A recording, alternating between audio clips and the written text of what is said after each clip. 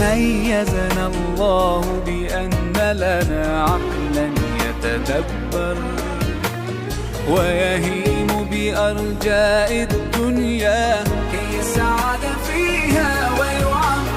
أولست ترى الإنسان بها دوما يتغير؟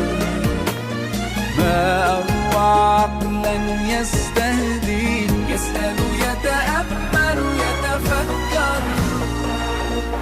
فخواطرنا من تلهمنا نور الإحسان لما نبصر، وفضول العلم يتعبنا وطموح الخير بنا يكبر. سنبوح بكل خواطرنا ظلمة جهل نتحرر لحياة أكثر إحسانا نتأثر فيها ونؤثر. ميزنا الله بأن لنا